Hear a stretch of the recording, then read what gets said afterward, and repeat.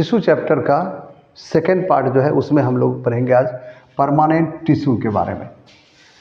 तो permanent tissue वो tissue होती है जिसके सेल्स में डिवीजन करने की पावर समाप्त हो जाती है। ठीक है, तो इसमें परमानेंट टिश्यू प्लांट बॉडी के अंदर परमानेंटली पड़ा हुआ रहता है और उसका on the basis of their position या लोकेशन जो भी फंक्शन है उसको करता है। ये परमानेंट टिश्यू प्लांट बॉडी के अंदर दो प्रकार के होते हैं, एक है सिंपल परमानेंट टिश्यू, दूसरा है कॉम्प्लेक्स परमानेंट टिश्यू। इसका मतलब क्या है?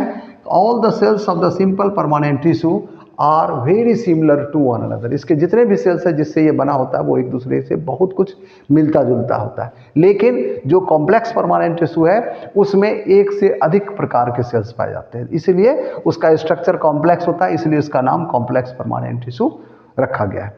अब ये सिंपल परमानेंट टिश्यू कितने प्रकार के होते हैं? इसका पहला टाइप है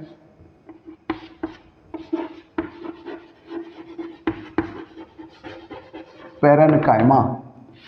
अगर आप पौधे के रूट या स्टेम का सेक्शन काट करके देखोगे तो उसमें आपको अधिकतर जगह पर पैरेन्काइमा के टिश्यू दिखाई देंगे।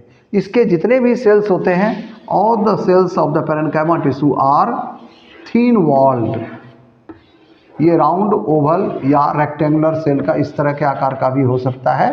तो इसकी सबसे पहली विशेषता क्या है? ये थिन वॉल सेल की बनी होती है, थिन वॉल प्रेजेंट। दूसरा, सभी सेल्स लिविंग होते हैं। लिविंग का मतलब क्या हुआ? सभी सेल में साइटोप्लाज्म प्रेजेंट होगा और प्रत्येक सेल के अंदर एक बड़ा सा जैसे वैक्यूल होती है, centrally placed vacuole is present, cytoplasm is present, cytoplasm और ये वैक्यूल। और इसकी एक और खासियत है कि इसके जो राउंड या ओवल सेल है इसके बीच बीच में कॉर्नर्स पे इंटर सेलुलर स्पेसेस प्रेजेंट होते हैं। तो this is the characteristic feature of the parenchyma. इसके सेल थिन वॉल होते हैं, लिविंग होते हैं, सेंट्रल पार्ट में एक बड़ा सा वैक्यूल रहता है जिसके कारण इसका साइटोप्लाज्म या जो भी सेल ऑर्गेनेल्स हैं सभी किनारे की तरफ चला जाता है। और ये लिविंग सेल है, इसका मेन फंक्शन होता है to store the food material. पौधे में जो भी प्रकाश संश्लेषण द्वारा भोजन का निर्माण होता है उसको ये स्टोर करता है। कुछ ऐसे पैरेन्काइमा होते हैं जिसके सेल्स में जो कैरेक्टर बताया वही होगा, लेकिन इसके अलावा उसमें एक और चीज पाया जाता है, क्लोरोफिल प्रेजेंट। पैरेन्काइमा का वो सेल जिसमें क्लोरोफिल मॉलिक्यूल प्रेजेंट रहता है, इस तरह के पैरेन्काइमा का एक अलग नाम हम लोग देते हैं, दैट इज कॉल्ड क्लोरेन्काइमा।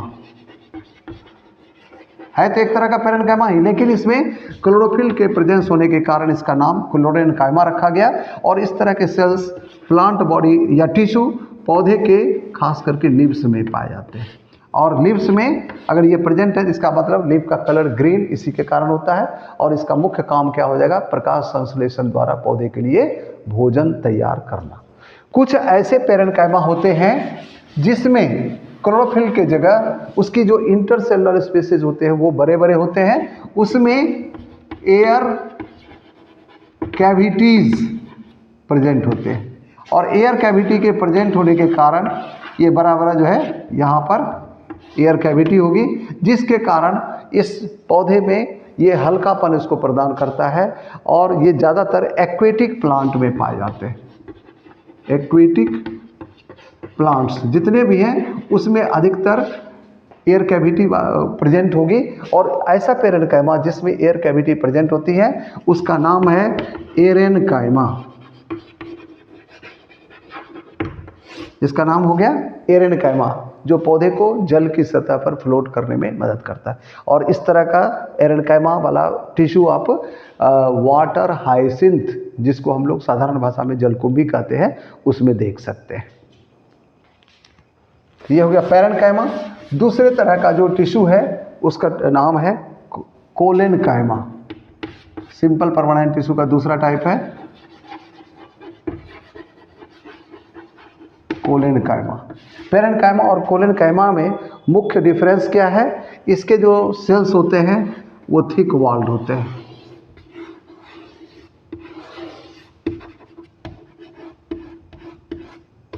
ये थिक वॉल सेल के बने होंगे और इसका जो कॉर्नर है उस कॉर्नर पे लिग्निन जैसे केमिकल का ये सेल्यूलोज का डिपोजिशन हो जाता है। मतलब इंटरसेलुलर स्पेसेस इसमें एब्सेंट हो गया। सभी सेल्स में सेंट्रली प्लेस्ड वैक्यूल होगा और इसके कारण इसका साइटोप्लाज्म और जो इतना भी सेल ऑर्गेनेल्स है सब किनारे की तरफ शिफ्ट कर जाता है। तो कोलेनकाइमा पौधे के जिस भाग में रूट स्टेम लीफ में जहाँ पर भी प्रेजेंट होगा यह उस भाग को मैकेनिकल स्ट्रेंथ प्रोवाइड करता है, उसमें मजबूती प्रदान करता है, जिसके कारण विभिन्न प्रकार के जो बाहरी एक्सटर्नल फैक्टर्स है वो उसको प्रभावित नहीं कर पाता है। तीसरे तरह का सिंपल परमानेंट टिश्यू है उसका नाम है स्क्लेरेनकाइमा। थर्ड वन इज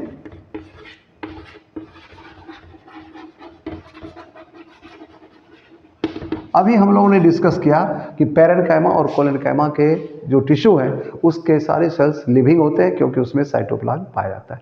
लेकिन जो स्क्लेरेनकाइमा है it is generally made up of dead cells. इसके सेल्स डेड होते हैं और डेड होने का कारण क्या है? Deposition of lignin in their cell wall. इसकी सेल वॉल में लिग्निन का डिपोजिशन होता है जिसके कारण ये सेल्स डेड हो जाती है। And that part of the plant which will bear sclerenchyma fiber that will be more stronger than the previous one। तो इसके जो सेल्स होते हैं एकदम लंबा लंबा,